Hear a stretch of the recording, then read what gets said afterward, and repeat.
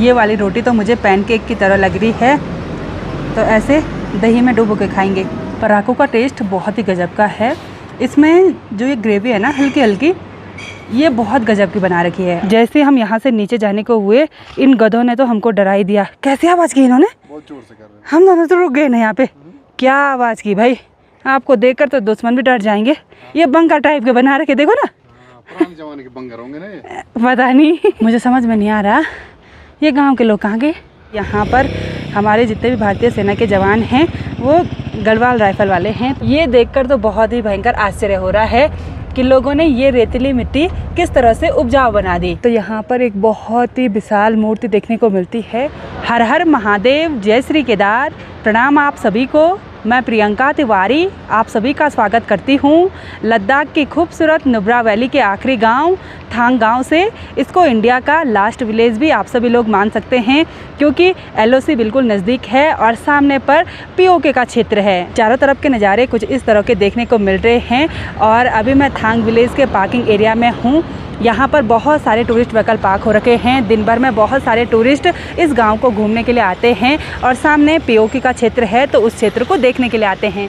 सामने इधर साइड की ये जो पहाड़ियाँ हैं ये पाक अधिकृत क्षेत्र में आती हैं, यानी कि POK में हैं। इधर साइड ये इंडिया में, और इधर साइड की ये ऊंची पहाड़ी ये भी इंडिया में आती है। बाइकर्स वगैरह आ रहे हैं लगातार। बहुत सारे लोग अलग अलग राज्यों से यहाँ पर इस खूबसूरत वैली को देखने के लिए आ रहे हैं। तो अभी हम इस वाले रेस्टोरेंट में रुके हुए हैं। यहाँ पर कुछ स्पेशल ट्राई करते हैं। यहाँ का पहले बोलिए भारत माता की जय। आजकल यहाँ पर गर्मियों का महीना चल रहा है। बारिश यहाँ पर बिल्कुल ना के बराबर होती है। और इन्होंने मुझे आज कहा कि हम ऊपर जा रहे हैं, बोला ठंडा होगा फुल स्लीव वाले कपड़े पहन ले। हाँ, यहाँ तो बहुत गर्मी हो रही है। यहाँ गर्मी हो रही है। तो अब चलते हैं यहाँ के लोकल रेस्टोरेंट में, जहाँ पर यहाँ की स्पेशल चीज़ खाने को मिलेगी हमको। यहाँ की स्पेशल डिश जो इसी क्षेत्र में मिलेगी। तो चलते हैं, ट्राई करते हैं। इस होटल पर एक लोकल क्यूजिन का बोर्ड लगा हुआ है। एक तो है लोकल पराकू, एक मरजान, एक फेडिंग चू एप्रिकॉट, एक थुक्पा है। थुक्पा तो कहीं भी मिल जाता है। बाकी ये बकवीट किसिर और बाले, ये सब चीज़ यहाँ के लोकल फूड हैं। तो चलते हैं यहाँ अंदर, देखते हैं हमारे लिए क्या आया है, क्योंकि यहाँ पर हमने पहले देख लिया था। तो हमने ऑर्डर किया है बकवीट किसिर। तो बकवीट किसिर फर्स्ट टाइम हम ट्राई करने वाले हैं। तो कुछ इस तरह का आ गया है बकवीट किसिर।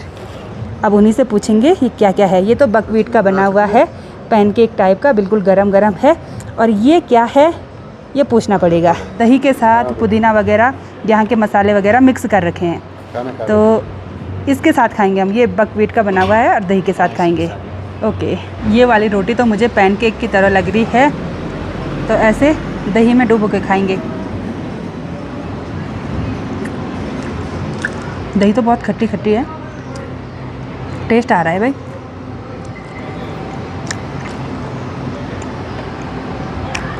अलग सा ही टेस्ट है। कौन सा आटा है ये, पहली बार खा रहे हैं तो टेस्ट अच्छा आ रहा है। 2 पीस तो मैंने खा लिए और 2 पीस हस्बैंड जी के लिए बचा रखे हैं। अच्छा हो रहा है ना, कोमल कोमल टेस्टी। मुझे लग रहा है बिल्कुल हल्का खाना है ये भी। बहुत हल्का। मैं तो इस डिश का नाम भूल गई, फिर से देखती हूँ क्या नाम लिखा हुआ था। अच्छा, बकवीट किसिर ऐसा लिखा हुआ है। तो एक डिश खाने के बाद हमने दूसरी डिश ऑर्डर कर ली है। पराकू खाना था इनको, उस पर लिखा हुआ है लोकल पराकू, और साथ में लस्सी भी मंगा दिया अभी। तो हमारी दूसरी डिश आ गई है पराकू। इसको कांटे से खाना पड़ता है। और ये जो ग्रेवी बन रखी है वो आमंड्स और किसकी बन रखी है बोला? बहुत बढ़िया चटनी डाल रखी है उसमें। अच्छा, टेस्ट अच्छा आ रहा है। बहुत बढ़िया। पराकू का टेस्ट बहुत ही गजब का है। इसमें जो ये ग्रेवी है ना हल्की हल्की, ये बहुत गजब की बना रखी है। और ये जो हम खा रहे हैं ना ऐसे कांटे से, ये मुझे लग रहा है आटे के बनाए हुए हैं या बकवीट के बनाए होंगे। बहुत ही गजब का टेस्ट, अलग सा टेस्ट आ रहा है एक इसमें, ऐसे जाना पहचाना टेस्ट। ऐसा लग रहा है जैसे हमारे यहाँ वो भेंजरू होता है ना, भेंजरू और पुदीना, हाँ, मिक्स करके जैसे चटनी बना रखी होगी।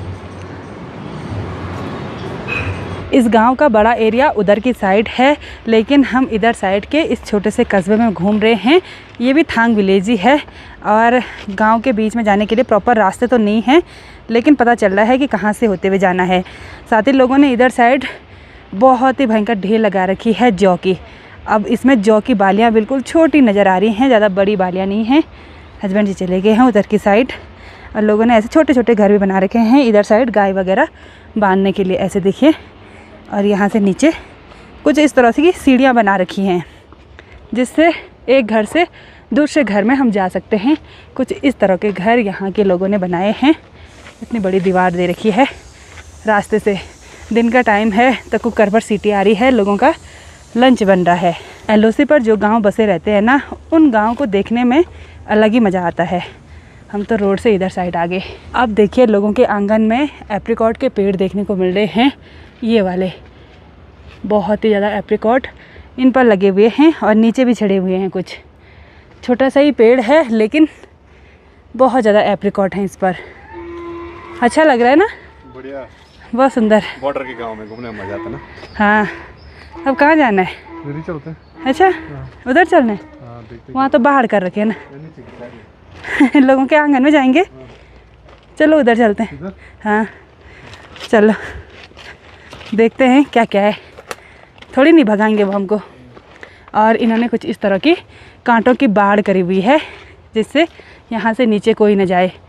और इधर साइड भी सेम टू सेम आजकल भूरी भूरी घास और साथ में जौ सुखाने के लिए रखे हुए हैं। ओ बेटा, वहाँ नीचे तो बहुत सारे, क्या है वो पता नहीं, कुछ सेब भी नहीं है, वो कुछ अलग ही है। चलो देखते हैं ना नज़दीक से। प्लम देखते हैं क्या है।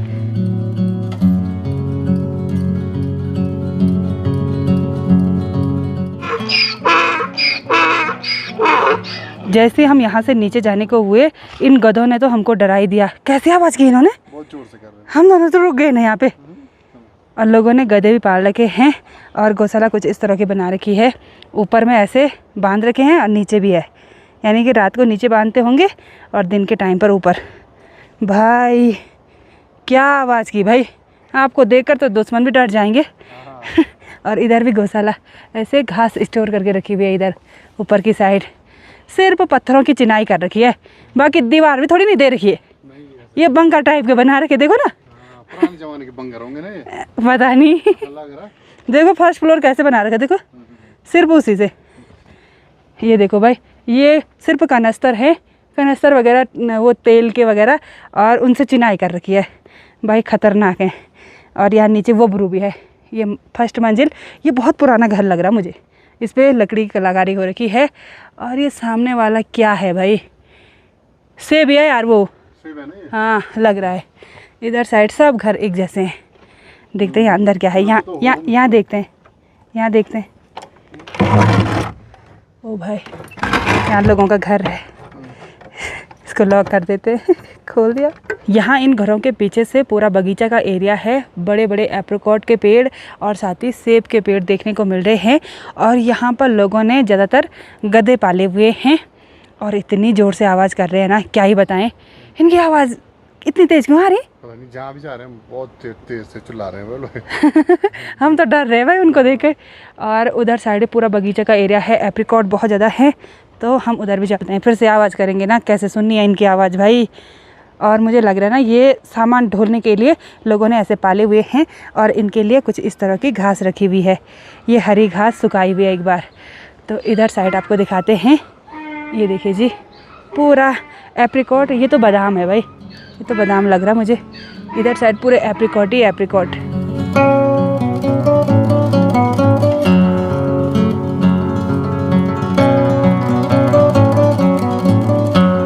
मुझे समझ में नहीं आ रहा, ये गांव के लोग कहाँ गए?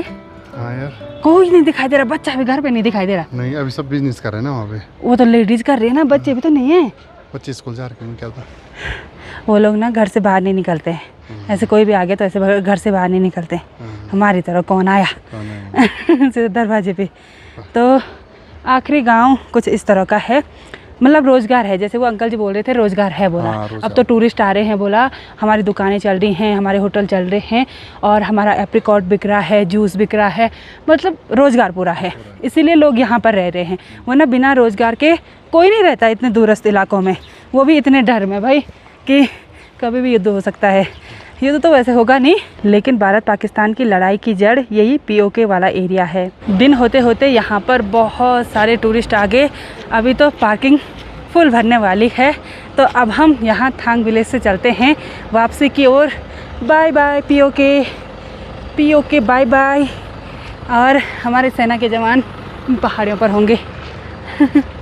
चलो चलते हैं। यहीं रुकना है? नहीं चलना है। यहाँ रात को कहीं फायरिंग ना हो जाए। अरे ऐसा नहीं है, सामने तो बॉर्डर है पाकिस्तान की।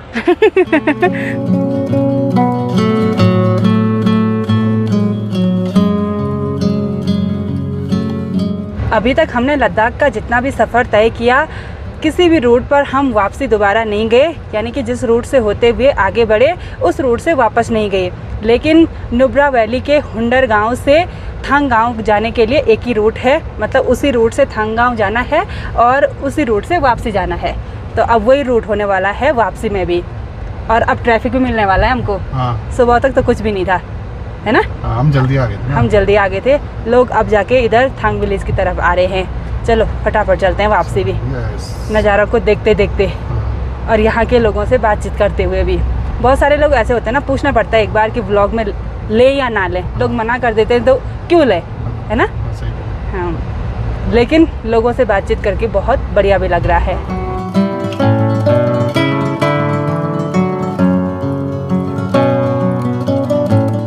इन लोगों के किचन गार्डन मुझे काफ़ी हरे भरे देखने को मिल रहे हैं। और किचन गार्डन में आलू की खेती कर रखी है और ये सब एप्रिकॉट है। यहाँ पर पानी की कमी बिल्कुल भी नहीं है क्योंकि ऊपर ग्लेशियर पिघल कर आते हैं।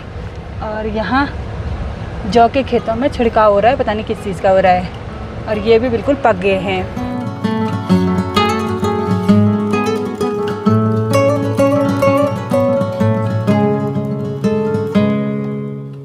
चारों तरफ की वीरान पहाड़ियों के बीच में अभी हम एक बहुत ही खूबसूरत सी लोकेशन पर आ गए हैं। सामने पर लिखा हुआ है स्योक वार मेमोरियल और यहाँ पर हमारे भारतीय सेना के जवान रहते हैं। साथ ही यहाँ पर making of the Siachen warriors लिखा हुआ है और साथ में ये स्टैचू वगैरह बना रखे हैं। इसमें यह दर्शाया हुआ है कि जैसे जैसे हमारे फ़ौजी भाई हाई अल्टीट्यूड की तरफ जाते हैं वैसे वैसे उनका पहनावा किस तरह का हो जाता है, जूते वगैरह किस तरह के हो जाते हैं, हाथ पर ग्लव्स, हथियार अपने, और किस तरह से मतलब खुद को मेंटेन रखना पड़ता है। पीठ पर भारी भरकम बोझा भी रहता है। अब आपको यहाँ से अंदर लेकर चलते हैं। यहाँ पर वीडियो बनाना अलाउड है। तो हमारे फ़ौजी भाइयों ने खाली टाइम पर देखिए कितना अच्छा काम किया हुआ है। यहाँ पर जिराफ बनाया हुआ है वेस्ट मटेरियल से, बहुत ही सुंदर लग रहा है। साथ ही ये वाला गेट भी ना ये बड़े बड़े ड्रम से बनाया हुआ है। ऐसा लग रहा है जैसे रियल वाला गेट होगा। ये वाला एक जिराफ इधर साइड है और हमारे भारतीय सेना के एक जवान यहाँ पर बैठे हुए हैं। ये स्टैचू बना रखा है, उनका बैग यहाँ पर है। साथ ही जूते वगैरह देखिए किस तरह से, ये बर्फ़ में चलने वाले जूते हैं और पूरी वाइट ड्रेस होती है, हाथ में अपनी गन और बिल्कुल पूरी तरह से ढके रहते हैं, कोई भी स्किन खुला नहीं रहती है। ये देखिए, इससे आइडिया लगाया जा सकता है कि हाई एल्टीट्यूड पर कितनी मुश्किलों का सामना करना पड़ता है। बहुत सारे टूरिस्ट लोग इधर साइड रुक रहे हैं और हम चलते हैं अंदर कैफ़े में। यहाँ पर आकर एक बहुत ही ख़ास बात पता चली कि यहाँ पर हमारे जितने भी भारतीय सेना के जवान हैं वो गढ़वाल राइफ़ल वाले हैं। तो काफ़ी सारे आर्मी मैन हमको मिल गए हैं जो हमारे वीडियोज़ वगैरह भी देखते हैं, तो उनसे मिलकर बहुत ही बढ़िया लगा।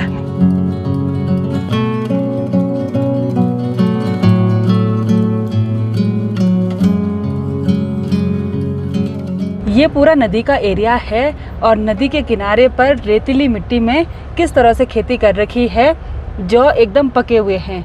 ये देखकर तो बहुत ही भयंकर आश्चर्य हो रहा है कि लोगों ने ये रेतीली मिट्टी किस तरह से उपजाऊ बना दी कि जिसमें अन्न उत्पादन किया जा सके।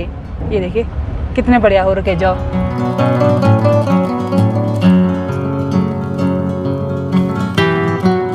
सफ़र में आगे बढ़ते हुए फाइनली हम हुंडर में पहुंच गए हैं, जहां से आज सुबह हमने अपनी यात्रा शुरू की थी थांग विलेज के लिए।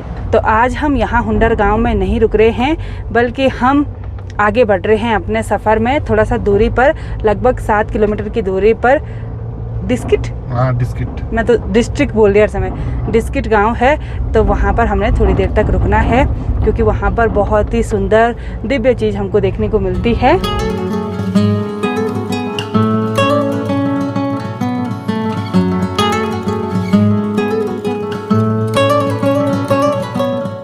यहाँ डिस्किट में पहुँचते ही अब हम जा रहे हैं राइट साइड वाली लिंक रोड पर ऊपर की ओर।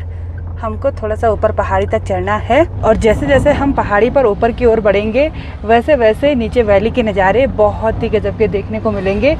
पूरी हरियाली है और सबसे ज़्यादा हरियाली यहीं डिस्किट में देखने को मिल रही है। इसका एरिया काफ़ी बड़ा भी है और ठीक सामने वाली पहाड़ी पर हमको मोनेस्ट्री भी देखने को मिल रही है। साथ ही इधर साइड बहुत सारे स्तूपा बने हुए हैं और जैसे हम पहाड़ की चोटी पर पहुँचे तो यहाँ पर एंट्री टिकट का बोर्ड लगा हुआ है, तो यहाँ पर से टिकट ले लेते हैं। यहाँ पर आने के लिए एंट्री टिकट है 50 रुपीज़ पर पर्सन, यानी कि हम दोनों के 100 रुपये। यहाँ ऊपर चोटी पर आते ही हमको देखने को मिलती है बहुत ही बड़ी पार्किंग, जहाँ पर बहुत सारे टूरिस्ट व्हीकल पार्क हो रखे हैं और सामने पर एक बहुत ही बड़ी मूर्ति देखने को मिलती है। अभी मूर्ति का पीछे के साइड का एरिया देखने को मिल रहा है। अब चलते हैं ऊपर, फिर आप सभी लोगों को दिखाते हैं कि यहाँ पर कौन सी इतनी बड़ी मूर्ति बनी हुई है। तो जैसे हम घूम घूम के यहाँ टॉप पर आए तो यहाँ पर एक बहुत ही विशाल मूर्ति देखने को मिलती है और ये मूर्ति है मैत्रेय बुद्ध भगवान जी की। मैत्रेय बुद्ध को ही भविष्य का बुद्ध कहते हैं और यहाँ पर मैत्रेय भगवान जी की बहुत ही बड़ी दिव्य मूर्ति बनी हुई है। इसकी ऊंचाई लगभग 106 फीट है, लगभग 32 मीटर लंबी। बहुत बड़ी मूर्ति बना रखी है और बहुत सुंदर भी। और पहाड़ की चोटी के ऊपर बना रखी है।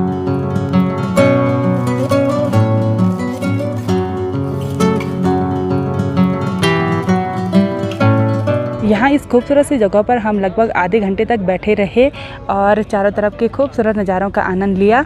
आज हम नाइट स्टे करने की सोच रहे हैं ठीक सामने वाली पहाड़ी के नीचे जो गांव देखने को मिल रहा है वहाँ का नाम है सुमुर। तो सुमुर गांव जाने की सोच रहे हैं, लेकिन सुमुर गांव जाने के लिए बिल्कुल घूम के रास्ता जाता है, लगभग 1 घंटे लगेंगे। चलें? यस।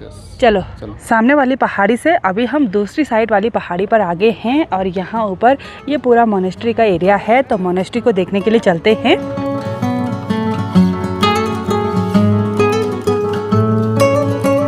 ये वाली मोनेस्ट्री काफ़ी हाइट पर है और मोनेस्ट्री के मेन टेम्पल तक जाने के लिए बहुत सारी सीढ़ियाँ भी चढ़नी पड़ती हैं। इन दीवारों को देखकर लग ही रहा है कि इसका निर्माण बहुत ही पहले हुआ होगा। देखिए कुछ इस तरह के डिज़ाइन में मोनेस्ट्री बनके तैयार हुई है। ये डिस्किट मोनेस्ट्री बहुत ही पुरानी मोनेस्ट्री है और यहाँ पर हमने बुद्ध भगवान जी के दर्शन भी कर लिए, बहुत ही बढ़िया लगा। और जो सबसे ऊपर है ना, वहाँ नो एंट्री का बोर्ड लगा हुआ था, तो हम उधर साइड बिल्कुल भी नहीं गए। लेकिन ये मोनेस्ट्री बहुत ही हाइट पर है, आने के लिए बहुत सारी सीढ़ियाँ भी चढ़नी पड़ती हैं। और अब पूरे शहर का व्यू देखिए, बहुत ही गजब का देखने को मिल रहा है। पूरा डिस्किट गाँव, साथ में उधर हुंडर गाँव है, तो ये नज़ारे बहुत ही गजब के लग रहे हैं। सामने ऊंची ऊंची बर्फ़ से ढकी हुई पहाड़ियाँ, सूखी पहाड़ियाँ, सब चीज़ एक ही जगह पर, सूखा हरा सब चीज़ एक ही जगह, एक मतलब सारे मौसम एक ही जगह देखने को मिल रहे हैं। हाँ, पिछले ब्लॉग पर मुझे बहुत सारे कमेंट्स आए थे कि योगी जी की हेल्प कीजिए, बोला आप भी गाड़ी चलाइए। तो मैं भी चला रही हूँ किसी टाइम, क्योंकि मुझे ब्लॉग भी बनाना होता है ना, तो इसलिए योगी जी बोलते हैं कि ड्राइविंग मैं करता हूँ, आप वीडियो बनाते रहिए, लेकिन अब आगे तक मैं गाड़ी चलाऊंगी। चलिए चलते हैं।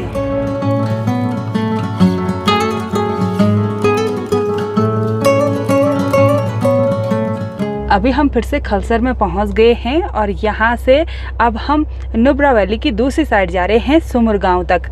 तो बढ़ते हैं सफ़र में आगे। आज का नाइट स्टे सुमुर में ही होगा, थोड़ा सा ही दूरी पर है, लगभग 40 मिनट का टाइम लगेगा वहाँ पहुँचने में।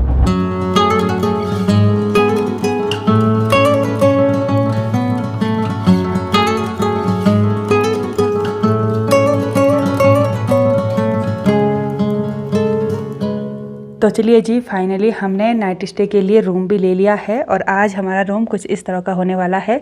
डबल बेड का सुंदर सा रूम, काफ़ी खुला खुला स्पेस इसमें है और इस रूम में 2 विंडो है, एक इधर की साइड और एक इधर की साइड।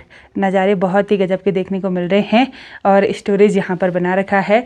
वॉशरूम इधर की साइड अटैच है और बेड एकदम साफ़ सुथरा घर की तरह है ना। और यहाँ पर आते ही तुरंत हमारे लिए आ गई है गाय के दूध की चाय।